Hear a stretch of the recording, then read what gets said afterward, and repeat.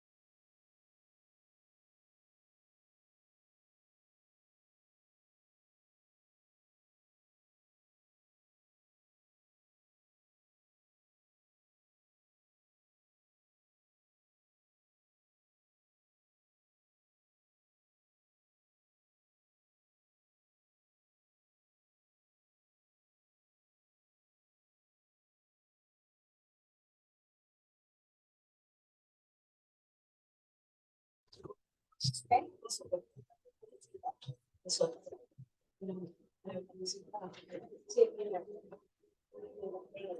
Y estoy usando música. Yo sé.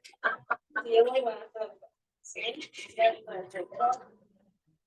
solo miramos de 5 años. Y ya puedo ir a la casa y comer algo limpio.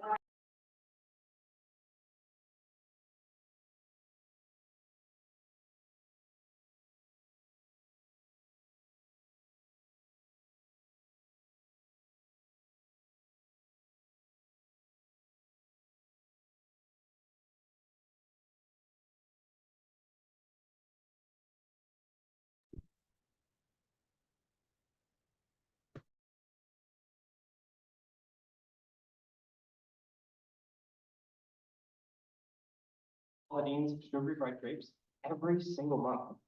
But this is a serious issue. Many diabetics can't afford an extra $1,000 a month on top of all their other expenditures, especially during the pandemic. This leads to around 30% of them rationing their insulin, trying to make every vial they have last a little bit longer. But in many occurrences, this has led to hospital emergencies and even death. Take Alex Smith of Minnesota. At just 26 years old, he was forced off his mom's health insurance plan. As a type 1 diabetic, he relied on insulin to survive. That cost him about half his paycheck. Alex Smith had to choose between having a roof over his head and having enough insulin to survive the month, and he tried to ration the latter. But sadly, only 27 days after he left his mom's health insurance plan, Alex Smith passed away. If he had had an adequate amount of insulin, his death could have been avoided. So why are insulin prices so high? Well, it all comes down to the industry giants that control the prices. The price of insulin has risen by about 1,100% since 1996. 1,100%. For reference, inflation over that period was about 95%. Insulin prices have risen 11 times more than the dollar. To truly put into perspective how expensive insulin has gotten, here's a statistic. Insulin's price per gallon is 4 times that of refrigerant and is comparable to Chanel No. 5, a luxury perfume. The main reason for this massive price increase has been a lack of federal regulation. No one is stopping these companies from raising their prices, and their patents will never expire because they constantly make slight modifications to their formula, meaning that insulin will continue to rise in price unless we do something to stop it. Even competition between companies is non-existent, since one of the companies raises their prices, the others follow suit. It's like a three-legged sack race. The insulin companies go 1, 2, 1, 2, always taking steps forward together in their price. Well, insulin manufacturers are one part of the problem. The other part is the pharmacy benefit managers, or PBMs. Well, pharmacies like Rite Aid, Walgreens, and CVS who sell you your medication, PBMs function as the middleman between the manufacturer and the pharmacy. And while they started as companies that aim to reduce prices and benefit consumers, that's not what they are today. The problem lies in the rebates and spread pricing that PBMs are free to do, where they can buy insulin and then sell it for a lot more than it actually costs to make. Even worse, they force more expensive versions of insulin on consumers. Both of these practices have led us into the crisis that we face.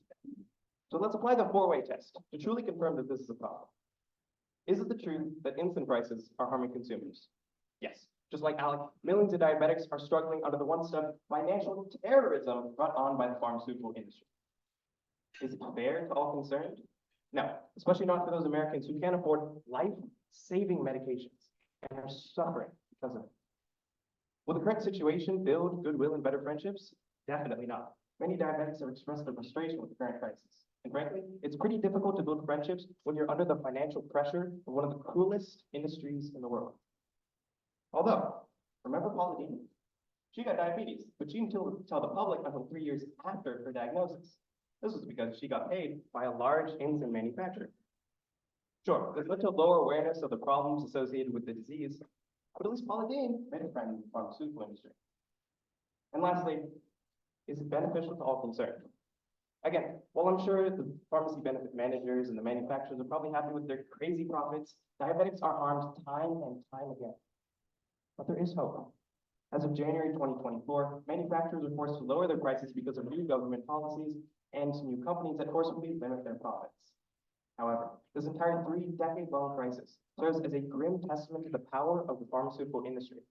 Will diabetics have a somewhat happy ending? This isn't true for the thousands of other drugs out there. Diabetes is not the only condition that has its victims reliant on life-saving medication. Therefore, not as Americans, not as citizens, but as human beings. We must keep a close eye on the drug industry and speak out against companies that prioritize profits over consumers. Because at the end of the day, there shouldn't be $1,000 price tag for them throwing an overpowdered, oversugared hazel leaf on top, fried grape. Thank you.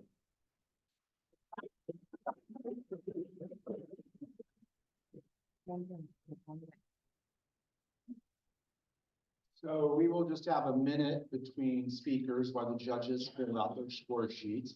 We should have a slide coming up with Judge one of his bios to share. We can get that real quick. And I can go ahead and tell it to you until the slide comes up. So we have Susan Marinan judging for us today, right here at this table. Thank you again for returning as a judge. We greatly appreciate it. She retired from a long career on the bench as a judge. She worked with the National Association of Drug Court Professionals, helping national and international jurisdictions establish drug courts as a restorative justice alternative to being in prison. So again, a chance for people arrested on drug offenses to go into treatment, recovery, prove they are off instead of being in our jails. And I worked for a judge in a drug court in LA, and one of the first ones in there. It was really an amazing thing. So thank you for being here, Susan. She currently serves as board president of the nonprofit R1 Community, which serves the medical and educational needs of the Maasai in northeastern Tanzania. So thank you for being here, Susan.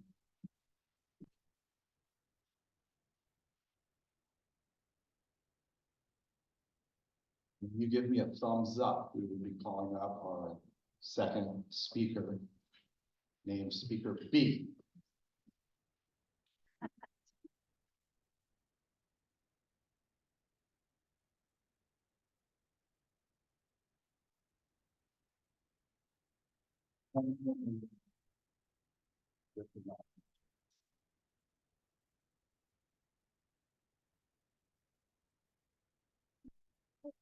Hello?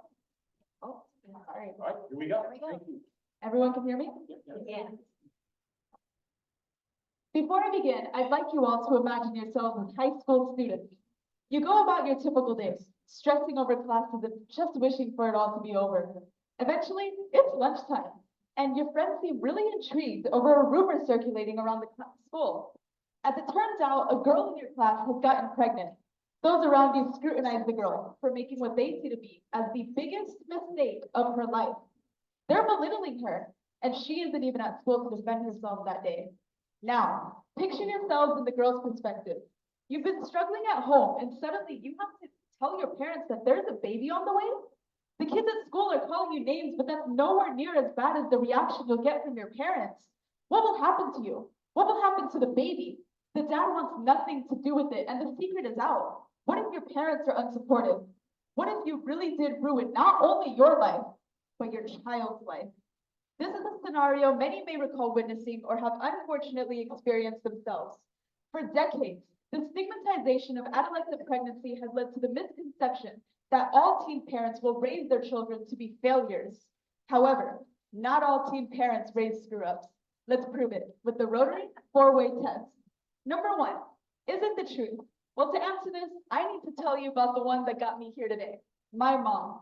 As a second-generation daughter from a small family in a poor town, life was pretty difficult. My grandmother was constantly working, and my grandfather was abusive. Oftentimes, she was left to raise her little brother on her own, and still, she persevered. At 18 years old, she was a college freshman, and I had just shown up. My dad was a senior in high school and just couldn't support her, but she still wanted to provide the life that she couldn't live. My mother may be young, but it is because of her dedication to overcome boundaries and the stigma she faced as a teen parent that I am able to stand here today. It is because of her that I can share our story. So, is it the truth? Am I a failure for being in my dad's high school graduation photo? Of course not. That's absolutely absurd. Because yes, my mom was a teen parent, but she did not raise a screw up. Number 2, is it fair to all concerned? When it comes to teen pregnancy, the public is led to believe that all teen parents are incompetent and irresponsible. It is important to acknowledge that this false idea is what's stacking the barrier against our families. In a nation with nearly 750,000 cases of teen pregnancy per year, we are doing nothing to support the parents. Now, I'm not promoting teen pregnancies. I'm not telling you to tell your kids and your grandkids to go to high school and have some kids. But a study done by the American Academy of Pediatrics found that adolescent parents often feel pressure when raising children because they feel inexperienced and unprepared. The key to success is a strong foundation of support. And if we want these people to live their lives, if we want them to chase their dreams and support their families, we need to give them that support. Number 3, will it build goodwill and better friendships? How will supporting our teen parents bring the community together? Well, think of the children, because this isn't just kids having babies. This is a continuation of bloodlines, history, and culture. The kids born from these cases are raised to be the next generation of doctors, teachers, lawyers, and innovators, all while their parents are joining the workforce. They're going to walk side by side together and truly advance society in ways that we couldn't begin to imagine. By supporting teen parents, we are supporting their children. We are providing them with the necessary resources and opportunities to chase their dream. And this will build unity and it'll allow stronger connections. Finally, will it be beneficial to all concerned? Well, let me tell you about something that happened just a few months ago. I was introduced to a lovely lady, my boyfriend's mom. She's older, more traditional, and well, the moment she saw my mom, she warned me to be careful and not cause trouble for her son. It is safe to say that I'm pretty scared of her, but this is the first time. And it's not the last time. In fact, I'm pretty used to it. I understand that many expect me to repeat history because of this misconception on teen pregnancy.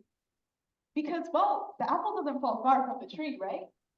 Actually, that is 100% true. Just like my mom, I am dedicated to overcoming all boundaries that come my way, no matter how difficult the circumstances may be. I am determined to live my best life, and I know nothing can bring me down, because that is what she taught me. Yes, my mom made a huge mistake at 18 years old. I am that mistake. And I am so proud of her because the world told her that her life was over. She was told that she will never make it, that we would never make it. And you know what she did? She kept going. And I am so lucky to be the girl that is her daughter. And when we provide support to these families, and when we tell them that they can still make it, that they can still do it, that they can live their lives, that they can support their children, we are showing them that they aren't alone. Overall, the stigmatization of adolescent pregnancy has led to mistreatment towards these people and their families. It had led to a concept of their children having to work twice as hard to reach the same level of success as their peers. Using the Rotory 4-way test, I have shown you that not all teen parents raise screw-ups. In a nation that can seem so dark, we shouldn't isolate these families for simply being different. We should uplift them because they are raising the children of tomorrow. Let's motivate them while they raise the next generation of success. Thank you.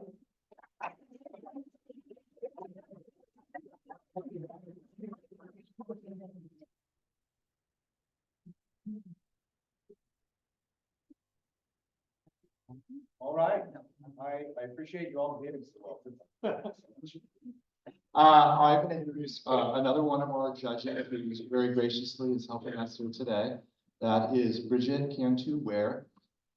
Bridget has been an executive director, executive fundraiser at the Old Globe Theater for 33 years, and today is the deputy director of philanthropy. She's a graduate of Yale University with a degree in art history and makes her home today in Point Loma, California, with her husband, former council member Byron Ware of the city of San Diego. Bridget spends most of her time at the theater, attending cultural events around the city, entertaining, and returning to travel as soon as possible. So thank you so much for being here, Bridget Cantu-Ware. Thank you.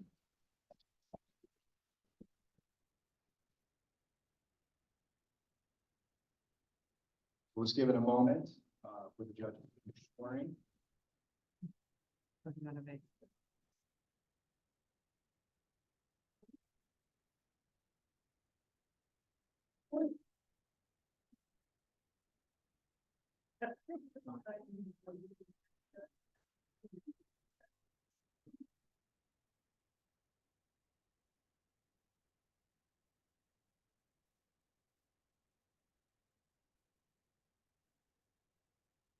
One of our judges stepped out for just a minute, so I will go ahead and do a piece of Coronado Rotary trivia history for you. So, who in this room, speaking of speeches, do you think attended President Ronald Reagan's last address to his staff in the White House? Any guesses? No guesses? Who? Ron Bernetti, so you thinking an older gentleman? So that was me when I was an intern in the executive office of the vice president back in what was that, late 80s. After 84. And he was a pretty good speaker. I did an incredible introduction with you. Thank you for being here. All right, we are ready for our third speaker. Speaker C, come on up, please.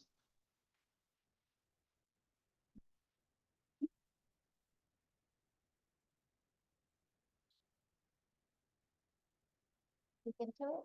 Hello, There testing. you go. Everybody hear me? Yes. All right, cool. Just wanted to say before I get started, thank you guys for having me. It's a privilege. With that being said, Tom can begin on my first one. Death is not what most people are afraid of.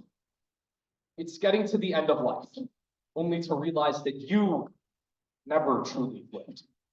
Behavioral scientist Dan Cook recently conducted a hospital study on 100 elderly people facing death, nearing their very last breath, and asked them to reflect on their life's biggest regret. Every single one of them said that they regretted not the things that they did, but the things that they did. Our indecision and misconceptions kill more of our dreams than failure, because we've drafted this false narrative within our heads that we live in a world of only mutually exclusive ideas and identities and ideologies, failing to comprehend that same belief fuels our deprivation of satisfaction and prevents us from being ourselves, when that's precisely what we should be. Our inner reflection and loss of connection has created this misdirection in which we accept and attempt to perfect lives that we don't really want to live. But we live those lives anyways. And that's my concern. Motivational speakers always rant about living life to the fullest, but they fail to recognize that you can't live life to the fullest if you don't even feel like your life is worth living. So in a world where suicidal ideation has risen by nearly 200% in just the last year, it is high time we do something about humanity's issue, our real life. So today, amongst distinguished and accomplished individuals, I will outline the importance of driving down the path of life that you want to follow. Not one predestined by society, not one designed by comparisons, but one that you entirely control, using the Rotary four-way test. So first, is it the truth? Are our lives being manipulated by societal standards and expectations that others place on us? The answer is an unfortunate, but absolute yes. And I can confirm that using a personal anecdote. I mean, if I told my parents that I wanted to be an actor, they would say, "No, son, it's pronounced dog." But my parents aren't even alone. Like every single other parent, they just want me to be perfect. I know what you're thinking. Speaker C, you definitely check that box in terms of your looks. But Rotarians, even I can't be entirely perfect. That's best explained by psychologist Maria Montessori, who observed that all humans have an innate tendency to seek perfection in all aspects of their life, failing to comprehend that the only thing that is truly perfect in this universe is that nothing is truly perfect in this universe. We constantly strive to be labeled as the perfect, not realizing that perfection isn't possible. We suffer from an addiction of comparisons and a fear of embarrassment we believe result from not being perfect. We constantly fail to realize that real people aren't perfect, and perfect people aren't real. Understand that if the Leaning Tower of Pisa was perfectly straight, nobody would even care about it. We are all unique for a reason. Our unconventional features and ideas make us, us. So that's precisely why it is the truth that our lives are being manipulated by societal expectations of perfections. But that shouldn't prevent us from living the life that we all want to live. And is that fair to all concerned? The most important concept to understand before you're able to acquire the life that you so desperately want is that all of us have the ability to do exactly that. Living life the way that we all want to is a shared human objective. All of our lives are like storybooks. At times, we have no idea what's coming next. We might accurately predict the future, or we might completely miss the mark. But what's most important is that we keep reading to grasp the entire narrative. Because when we stop reading, we fail to realize that our life comes to a close. When we give up on ourselves, we lose the opportunity to find satisfaction in life when that's exactly what we should be seeking. Understand that no one can go back to the start of their lives and draft a brand new beginning, but everyone can start right now and write a brand new ending. Understand that living a life that supports others isn't determined by human differences and human laws, rather by human commonalities on the paths that we all cross, what we see similar, what we fight for, what we all desire. So understand that living the life that you want to live is fair to all concerned, because failure is human. Without failure, none of us can learn. There's no such thing as a smooth mountain. To reach the top, there are sharp ridges that you need to step over. There are times you will get stressed and things you get depressed over, but you have to keep going because we all fall. But who's counting? Third, will it build goodwill and better friendships? What's unique about all of us here today is that we not only want to live the lives that we want to for ourselves, but we also want that right protected for everyone else at our tables. Across this world, we all have the same motivations, and even all across the world's locations, to live the life that we want to and to be supportive of those around us. But just as the trunk of a tree must be sturdy before the branches can sprout and the flowers can flourish, only once we discover the love that we have for ourselves can we find the ability to love and cherish others. And that's precisely what makes it beneficial to all concerned. When we live the life that we want, only then can we support others. Can we be there for our family and friends? Can we be the best version of ourselves? The chapters in which you work for the life that you want may be the hardest in your story, but that's precisely why when you achieve what you want so desperately, that's why it's so satisfying. That's why it provides you with the most contentment. So I leave you with two lessons.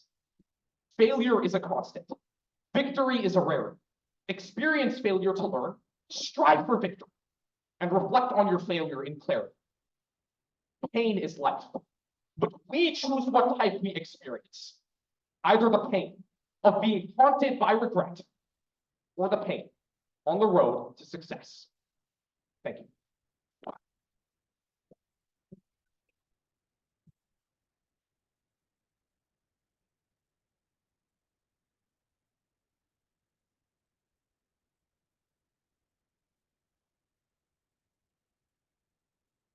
Thank you, everybody. I want to introduce our third judge who is assisting today.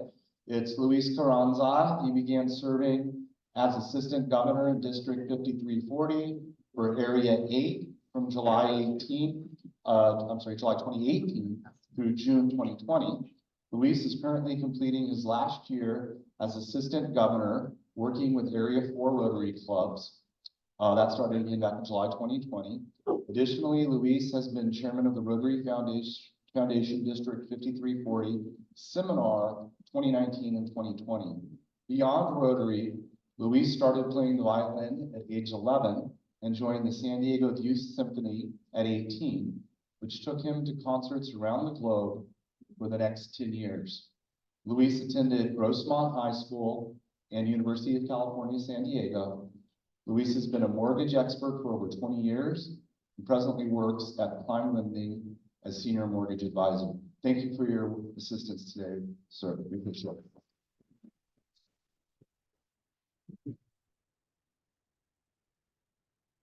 give the judges another couple minutes. I'll ask you a quick, or another couple moments, I should say. I'll ask you a quick question. What Rotarian here in Coronado has met President Dwight D. Eisenhower? Wasn't me. Any guesses? It wasn't Mr. Renetti. All right, President Bob, what's the answer? I did. I shook the great man's hand and he said, "That's a hell of a handshake there, young man." I still say that when I shake your hands. 5 years old.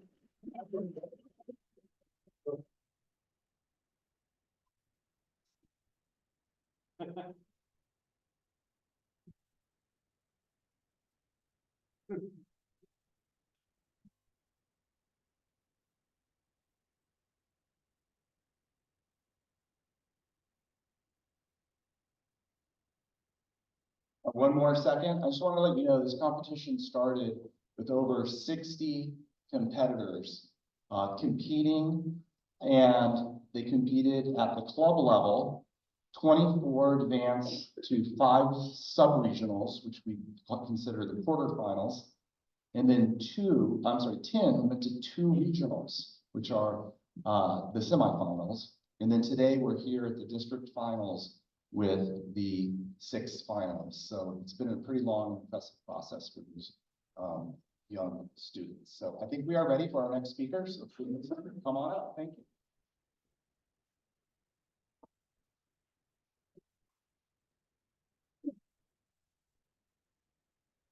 Thank you. Can everyone hear me? Can you put the microphone closer to your mouth? Can you hear me? No. Yeah.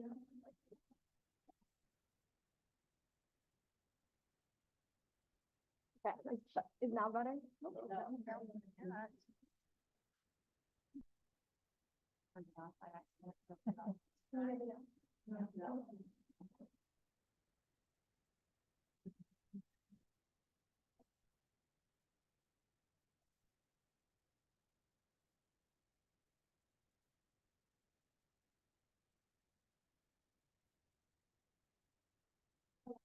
There goes better. Are we good? Thank you so much. Good job.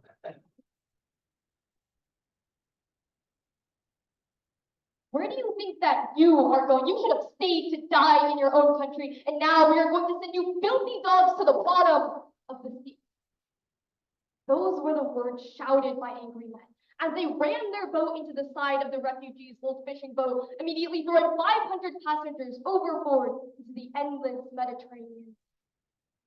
Doa al-Zamal, a 19-year-old Syrian refugee, was one of those passengers who only 5 days prior had made the harrowing decision with her fiancé Bassem to pay smugglers their life savings and leave behind everything and everyone in search of a better life. And now she was struggling just to keep her head above the water. For 96 hours, she fought to stay alive. She watched 489 others, including her fiancé, slip beneath the surface and drown. Unfortunately, Doa's experience is just one of millions. So today, we'll take a step into a refugee's shoes and apply the Rotory 4-way test to better understand the global refugee crisis and why embracing refugees is not only a moral imperative, but a pragmatic necessity. We must first ask, is it the truth? The sad answer is yes. According to NPR, within the last decade, over 20,000 migrants have perished attempting to cross the Mediterranean. And on the global scale, the UN Refugee Agency quantifies that 110 million people are forcibly displaced right now, fleeing conflict, human rights violations, and persecution. Yet as a nation, we are failing to respond. Many believe that it is not our responsibility to assist refugees, with a study by the Pew Research Center revealing that 70% of Americans believe that refugees are not a priority. Even here in San Diego, budget cuts in the last year have slashed respite shelters in half, forcing thousands of refugees onto the streets. And yet when we hear tragic stories like Doa, we sympathize with her. We wish that she did not experience what she did. But we forget that it is the neglect of world leaders like the United States that forced her and so many others into that position. As Doa herself said, we put our faith into the hands of smugglers who have no mercy because no country gave us the legitimate right of asylum. We are not terrorists. We are a people who legitimately demand peace, and yet we have been met with death, displacement, and suffering. This treatment violates the second pillar of the Rotary four-way test. It isn't fair to all concerned. With children out of school, people being separated from their loved ones, individuals being trafficked and exploited, and humans dying for reasons completely out of their control, the answer is clearly no. Refugees aren't just risking their lives and leaving their homes for fun. They're leaving because they have no other choice. As Sean Muscum, a Syrian refugee, wrote, I had everything that I needed. I had my education. I did my engineering degree at one of the best universities. I had my car, my friends, the little house I thought I'd get married in one day. Then suddenly, we didn't. And even after a refugee puts their life on the line, many are met with daily racism, xenophobia, and discrimination, similar to what sent Doa ship to the bottom of the sea. So in order to overcome this bigotry and prevent future suffering, we must act. To analyze this imperative, we can use the third question of the Rotary four-way test. Will it build goodwill and better friendships? Yes. In creating safer routes for refugees, realizing that human lives are everyone's responsibility, will build goodwill, helping refugees start new lives until their homes are safe to return to. And after welcoming refugees within our borders, we'll realize that they aren't a burden, but rather an opportunity to strengthen our community. Look to make projects here in San Diego as an example. They're an urban farm, restaurant, and catering company, providing work experience to refugees while building better friendships over our common love for food, flavors, and culture. It's clear that we have what it takes to create this world, but we can't stop here. We must fully commit to embracing refugees and cultivate empathy to fight against prejudice. Finally, we must ask, will it be beneficial to all concerned? The answer is a resounding yes. While many worry that refugees are a waste of taxpayer money, they're actually a catalyst for economic growth. According to a study conducted by the International Monetary Fund, between 1985 and 2015, countries that accepted a surge of refugees saw increases in local production, consumption, and income, ultimately offsetting the cost of government support within just 2 years. And contradictory to fears that refugees take jobs away, they're actually more likely to create jobs than any other migrant groups or native-born citizens. As Harvard Business Review writes, while refugees make up only 15% of the population, they represent 25% of entrepreneurs, creating new jobs and generating $5 billion in business income annually. Finally, the country of origin also benefits immensely from the resettlement of refugees, as they create international business networks and increase investment critical to countries recovering from conflict. So today, we use the Rotary four-way test to better understand the global refugee crisis and why embracing refugees is not only life-changing for them, but beneficial to our nation. The 489 refugees on Doa's boat will never get to live out their dreams and reunite with their families. But for the 110 million people that are forcibly displaced right now, we can still rewrite the narrative. Through compassion, understanding, and solidarity, we will create a better, brighter future, not only for refugees, but for humanity as a whole. Thank you.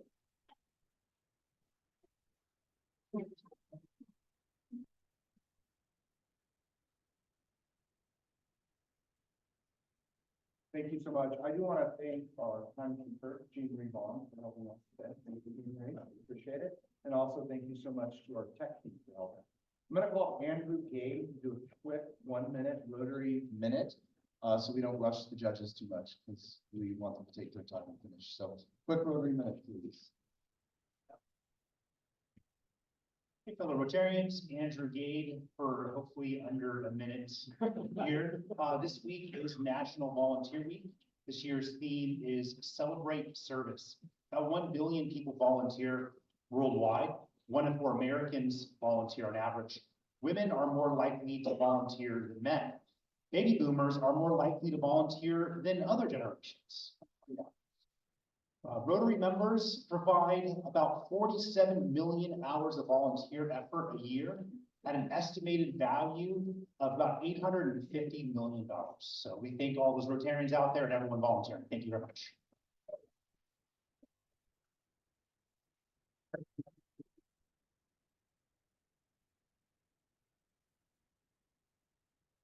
Okay, we'd like our next speaker to come up, please.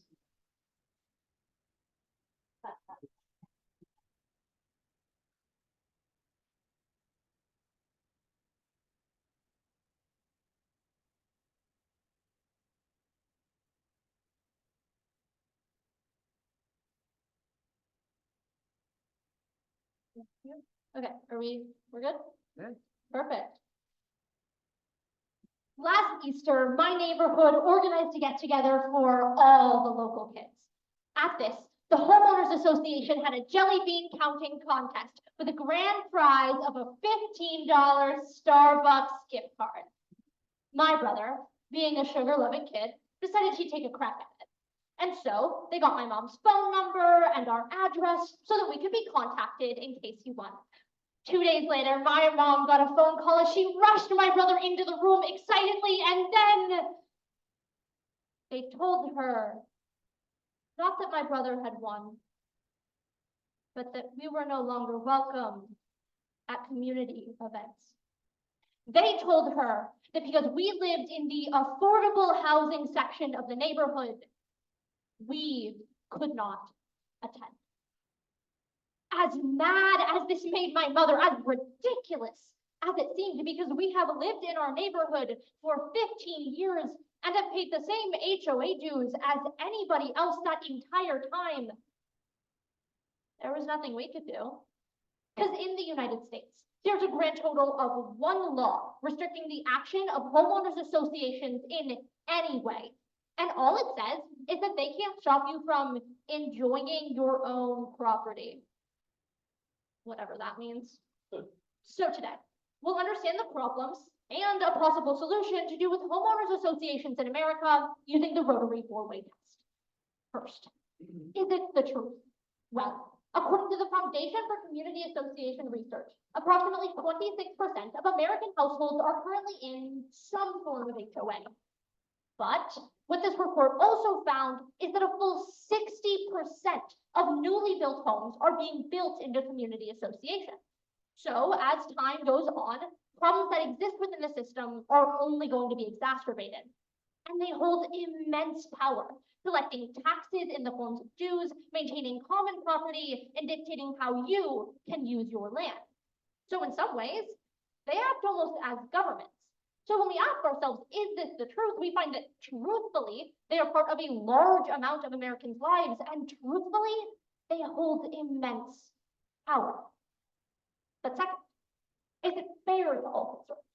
Well, until the 1968 Fair Housing Act, discrimination from home sellers and communities went legally unopposed.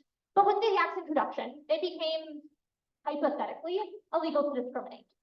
Unfortunately, this didn't stop many communities going on exactly as they had before, because the law often lacked any form of proper enforcement, leading to explicitly exclusionary language to be included in HOA contracts well into the 21st century. And it wasn't just Black buyers either, but Jewish and Asian Americans who were often referred to by outdated and racist language in these contracts, which were socially or actually often enforced. But some communities were somewhat more sly, having square footage minimums so that only those above a certain tax bracket could live in the community. But in a country where, according to Harvard University, almost nothing has been done to close the racial wealth gap in the last 70 years, this has a very unfortunately racialized impact. When one Texas community voted to stop accepting Section 8 housing vouchers as a form of payment, 100 families were displaced. 95% were Black. Will it build goodwill and better friendships? Well, the short, sweet, and simple is absolutely not, because the way that HOAs are set up does not allow for community building. One HOA went so far as to establish a self-run speed trap system, where violations going as little as 2 miles per hour over the limit could result in fines of up to $1,500, without ever involving any form of police, by the way. What's worse, the vast majority of infractions are counted on a community self-policing basis, meaning your neighbors turning in your neighbors for things like having the wrong color curtains or leaving your trash cans out for a little bit too long. There's no way you can build community, have better friendships when you don't know which one of your neighbors is stabbing you in the back, reporting you to a board that has the ability to fine you to the point of foreclosure. So we see a clear no. But finally, will it be beneficial to all concerned? And this is where it becomes time to start building a solution, because the way that homeowners associations are operating right now, it's not okay. So we need legislative action. We need to reform the 1968 Fair Housing Act to make it clear that HOAs are not to discriminate and are not to act in the way that they are right now. This is beneficial to all concerned in a few ways. First, the national budget, because the fact is, it doesn't cost anything to implement this type of legislative solution, which means it spares the budget and thus the taxpayer. But secondly, because of the fact that it clearly solves the problem, giving people who have been victims of HOA discrimination a clear path to justice and a clear legal precedent, so that we can ultimately solve the problem while maintaining a vital American system. Homeowners associations, always controversial, but also always important, a vital part of the American buying process, but a part that deeply needs reform. And so it is absolutely vital that we amend the 1968 Fair Housing Act to ensure that the answers to all 4 parts of the Rotory 4-way test are a resounding yes, and no one ever has to feel like my brother did last Easter.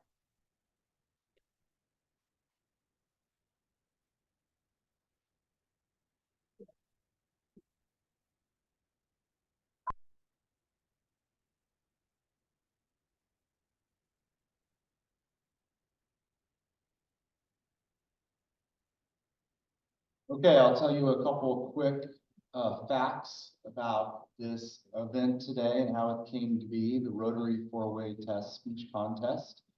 If you look it up on Google, you'll see that it's had over 4 million hits. So this is not just an event to our district.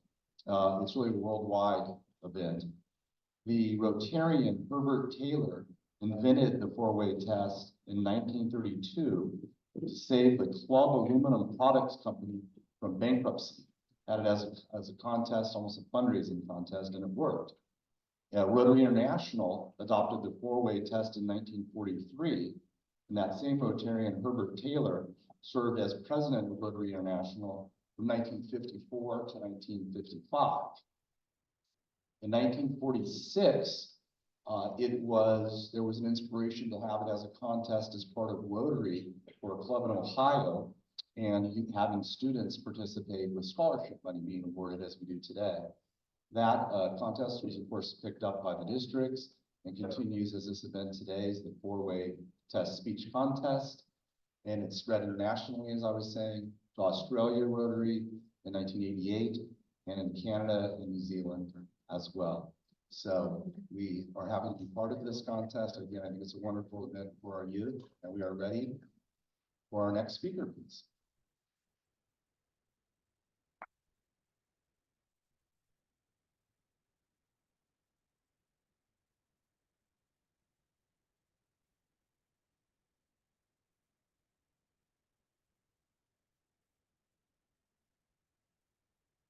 Can you guys hear me? Yeah. I'm about to get a little louder. Every 2 hours, a person from under the age of 25 dies from suicide. For every successful attempt, 16 will fail their attempts. And I was one of them. 8th grade will forever be my hardest year. I had never felt more alone. I tried to ask for help, but it felt like no one was listening. Like I was yelling at the top of my lungs, help me, please. But they were all looking the other way. I walked around school feeling like a ghost, like no one cared if I was there or not. Eventually, I reached my breaking point and I drew the first line on my wrist. It may have been the first, but it was certainly not the last. Contrary to popular belief, it is not always easy to spot the signs of someone that is about to attempt. Let's apply the Rotory 4-way test. 1, is it the truth? Yes. As I was doing my research, I came across a woman by the name of Karen Beaver. She talked about how her husband had no prior attempts nor looked depressed before he committed suicide. This is known as smiling depression. It occurs when people who are struggling on the inside mask it on the outside. They may seem happy and like their life could not be any better, but there are still subtle signs that we can pay attention to. For example, changes in appetite. Some may overeat or lose their appetite completely. Changes in sleep. Some may oversleep or struggle to sleep at night, otherwise known as insomnia. There's also feelings of hopelessness and loss of interest in everyday activities. 2, is it fair to all concerned? No, it is not fair that people feel the need to hide how they're feeling because they are afraid of the judgment that they will receive from others.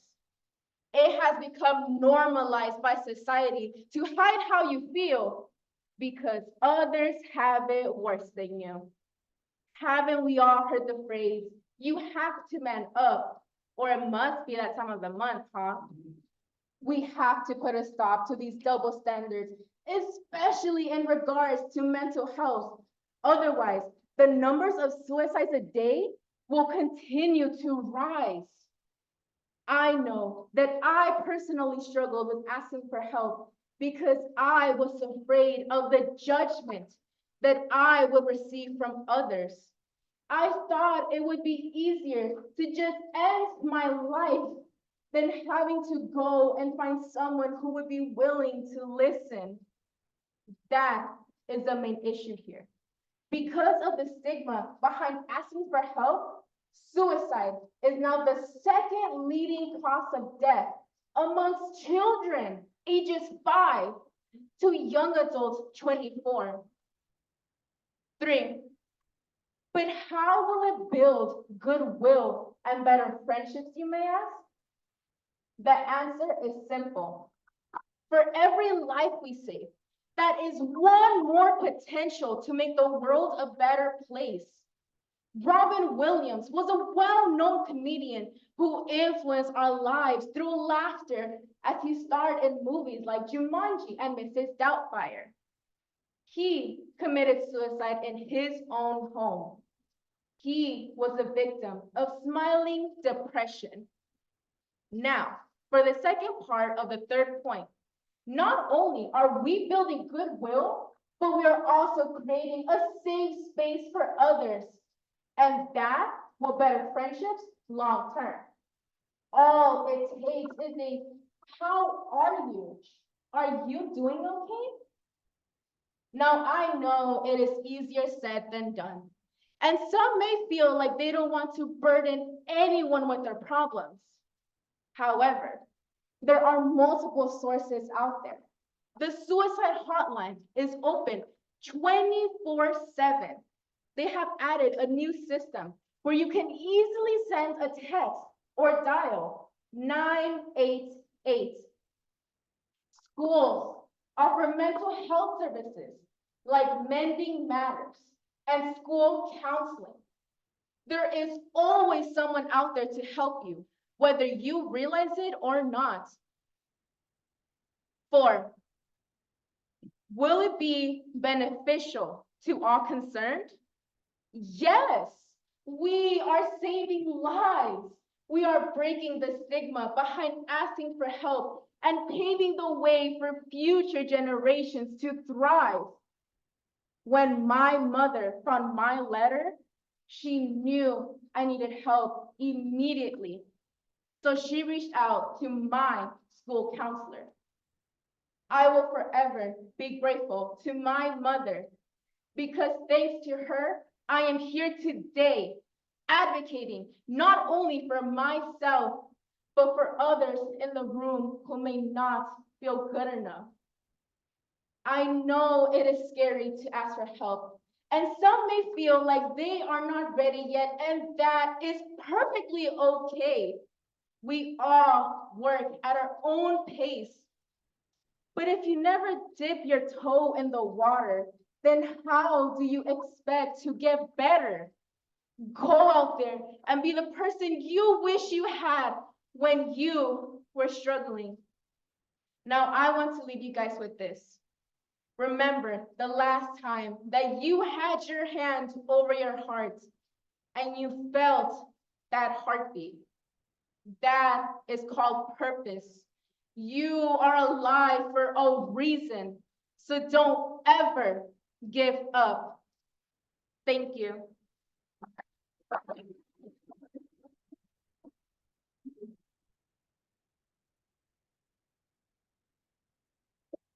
Veneer, are you here? Do you want to come up for a quick reminder about returning to work today? Thank you. It's always more fun when it's a surprise. Oh, yeah. Surprise. All right, so we have Rotarians at Work coming up on Saturday. It is from 8 o'clock to 12 o'clock. It'll be over at 3 locations. It'll be at the Coronado Schools, San Pasqual Academy, and YMCA Camp Surf in Imperial Beach. And for our volunteers, they'll be getting a nice lunch served.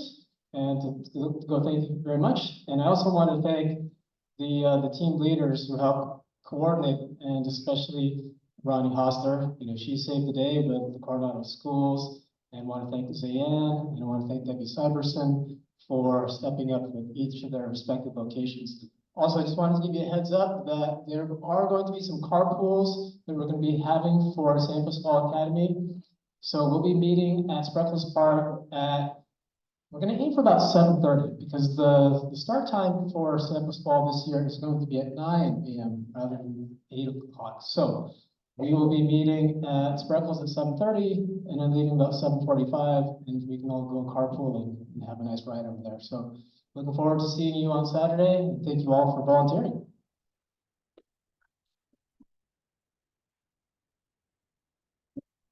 Okay, next speaker, please come on up. Thank you.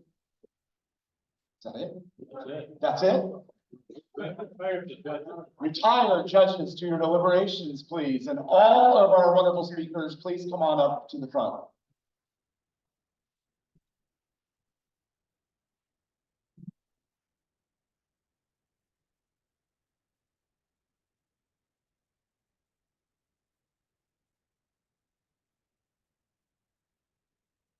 We have another microphone that the students can use.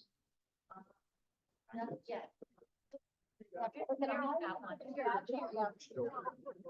Lots of microphones. Use those two, not these. Over so that you're not in front of the speaker. Yeah. I think we're good. I think we're good with these two. Just give the judges one more second to leave. Right. And I'm going to ask you a series of questions, and you can just pass the microphone back and forth. If you could please introduce yourself and who, if anybody, has happened to be here with you today, and what club you are from or that sponsored you. Thank you. Yeah, I'm Savannah. I'm from Rotory High Noon, I believe, and I have Mo Taylor here with me today. Back again. Hi, I'm Danielle. I'm a sophomore at Carlsbad High School, and I'm sponsored by Carlsbad. And I also want to say thank you for Mo for sponsoring me last year. I'm Anish. I'm a junior at Mount Carmel High School. I'm from RB Sunrise, and thank you to Mr. Bramwell and Mr. Greenwood for showing up for me. Thank you. Hey everyone, I'm Varun, and I'm sponsored by CrossFit Rotary. I got my mom and my dad here though. What grade are you in? What school? I'm a senior from CrossFit. Senior from CrossFit, sorry. Hello, everyone. My name is Leila Morales, and I am a 15-year-old sophomore from Calipatria High School. I am sponsored by the Brawley Rotary Club, and I'd like to thank that table over there filled with a ton of people.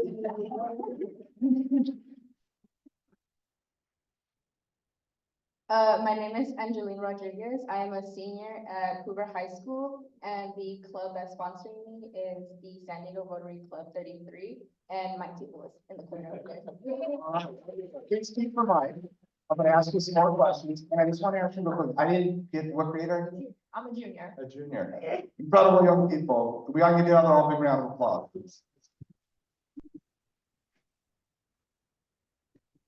All right, so to the extent you know, or just have interest you want to share with us, what type of plans do you have or see for yourself in the future? Career-wise or school-wise, or anything you'd like to share with us?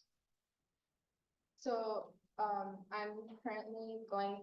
going to go to Rosemont College. I am planning on becoming a music teacher. So to make it a little easier on my parents financially, I'm doing community college and then transferring to a UC. And I will have to attend an additional year to get my teaching credential. Is there a particular grade you want to teach? Preferably middle school, because that is where it all started for me. Wonderful.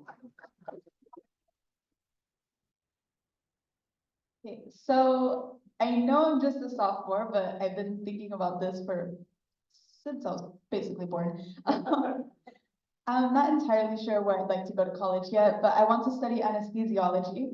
And I would also like to minor in business because I gained an interest once I opened my own small business. Thank you. I ask you a quick question. How, if you want to share, did you become interested in anesthesiology? So for a really long time, I wanted to be an obstetrician gynecologist, but I actually have a disability, and so I will never be able to perform surgery. And so I just got interested in anesthesiology because I actually got surgery about a month ago, and I don't know, it's just really funny, like you just gas them up. Thank you for sharing. All right, so.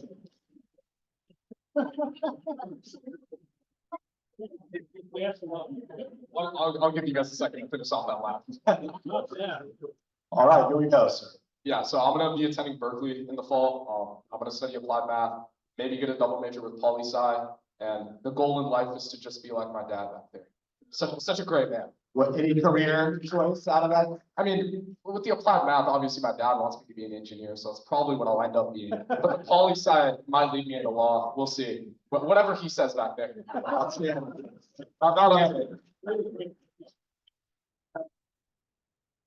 As for me, I'm gonna be a pediatrician. I have no clue what college I'm going to. I'm still a junior. I'm gonna apply to as many as I can. I'm happy to go to community, but I'm gonna be some kind of pediatrician. No clue what the specialty is. Outstanding. I'm also not sure where I'm going yet, because I'm a sophomore, but some of my dream schools are MIT, Berkeley, and UPenn. And I'm interested in studying something like technology and management related. Wonderful. Yeah, also not 100% sure. I'm kind of between Temple University and Brandeis. I've toured both. I really like them. And I want to study probably Jewish studies or religion, just depending. And I forgot, did you say you're a junior or a senior? A junior, okay, so you have a little bit of time. All right, so I'm still waiting for these judges to come back, so. Okay, we will turn it over. Do you want to go ahead and be seated for a minute? We'll call you up as soon as the judges come back. Thank you so much. Here we go, Mr. Governor. Hey, that was great. So I got to see several of these students early in their contest, and they've greatly improved. So it's very, very impressive. When I was up here before, I failed to introduce one of our own, and that is John Matthews, past president and past district governor and past director and past vice president of Rotary International. So excuse my poop on that. So very good. So there's the district conference cruise leaves Saturday. or at least Friday, I'm sorry, it'll be at least Friday, I should get my own cruise straight. It's, the ship is sold out, so if you are still wondering if you could get on, it's too late. So we're planning on having a good time. We're going to down to Ensenada and we're going to do a community service project down there on, this weekend in honor of Rotarians at work. And there's a lot of activities going on this weekend on Saturday, and one of them is the NAMI Walk down at Liberty Station in honor of Chuck Preto. So if you've got something you need to do and looking for something to do, that would be a good place to go. And also another activity that we're going to start up this year, part of my initiative, and because of my past military history, I established a district military coordination committee. And one of the committee members discovered that Miramar, the national cemetery there, never put out flags on the headstones like they do at Rosecrans. So we went over and asked, and said, why do you do this? And they said, oh, we have an avenue of flags. So because we have an avenue of flags, the VA doesn't give them a budget to do this. So it kind of, oh, well, so how many people are interned here? And you go, 22,000 and growing by about 5,000 every year. So District 5340 wrote a check.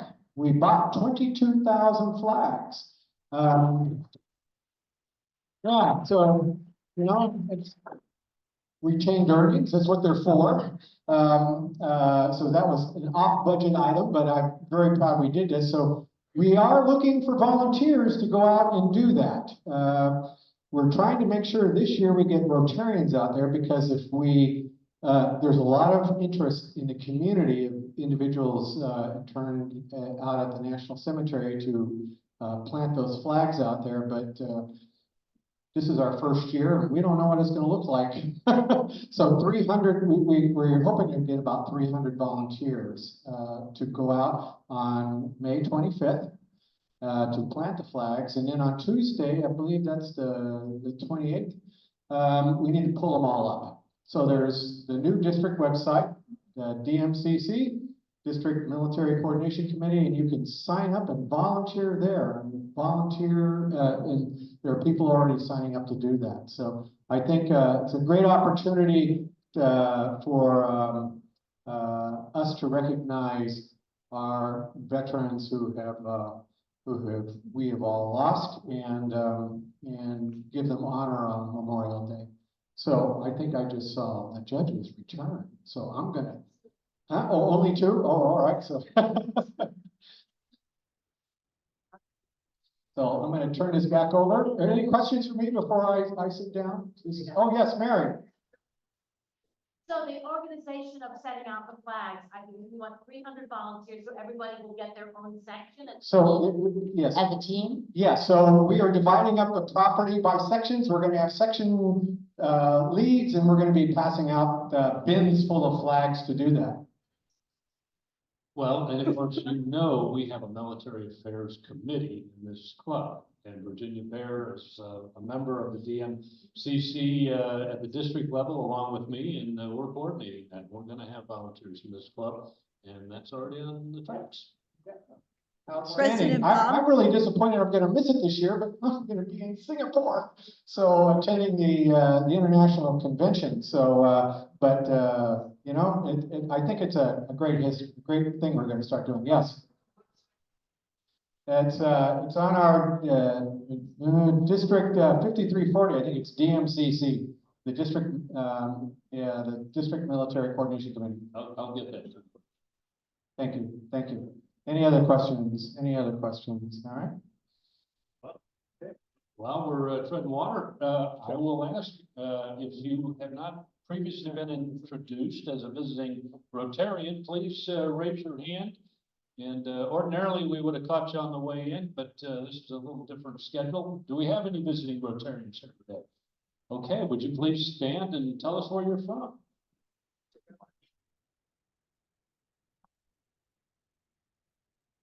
We'll get the microphone over to you. And here comes Sue. The drum roll has started.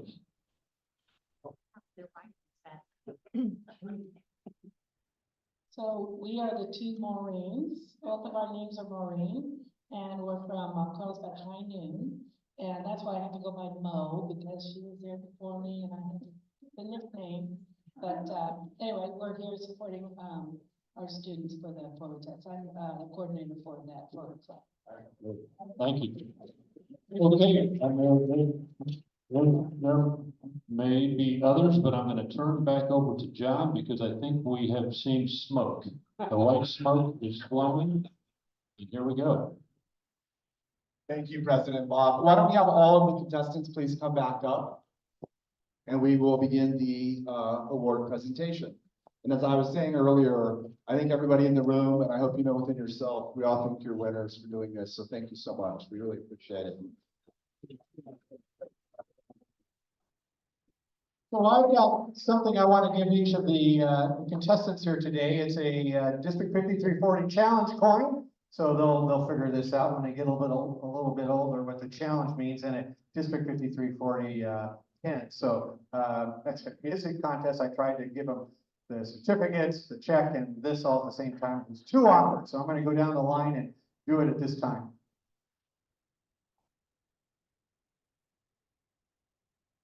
All right, so the first four are the runner-ups today.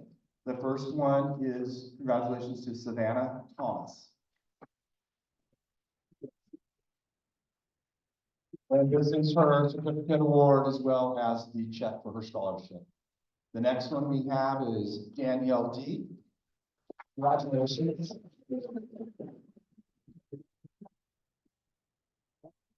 All right, we have Anish Nuda Rupati. Congratulations, sir. Well done. We have Layla Morales. Well done. Congratulations.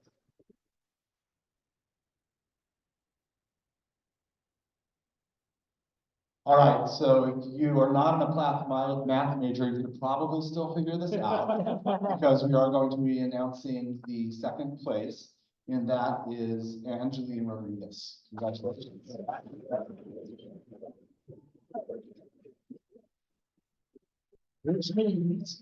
The champion here today of the District 5340 Finals Rotary four-way test competition is Varun Venkatesh.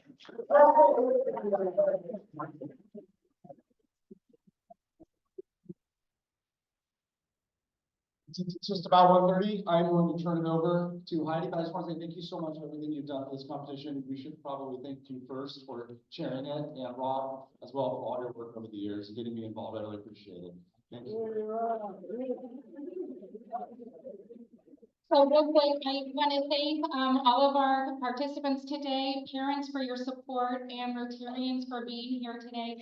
We could not do this without everybody partaking in this. And so our committee today that helped so very much was Terry Pirelli, we have Jean Rebon, we have Pat Stark, who was in charge of the birds. He was going to be the bird bouncer if there was one that coming up. So thank goodness we didn't need him today.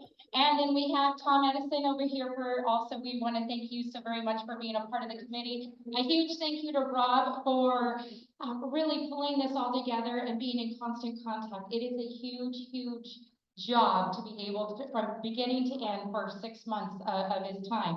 The tech team, you are all incredible rock stars, so thank you. And especially to our 3 judges today. Woo! We have Bridget Cantu Ware, Luis Carranza, and Susan Marinan. So thank you so very much for being a part of our day today.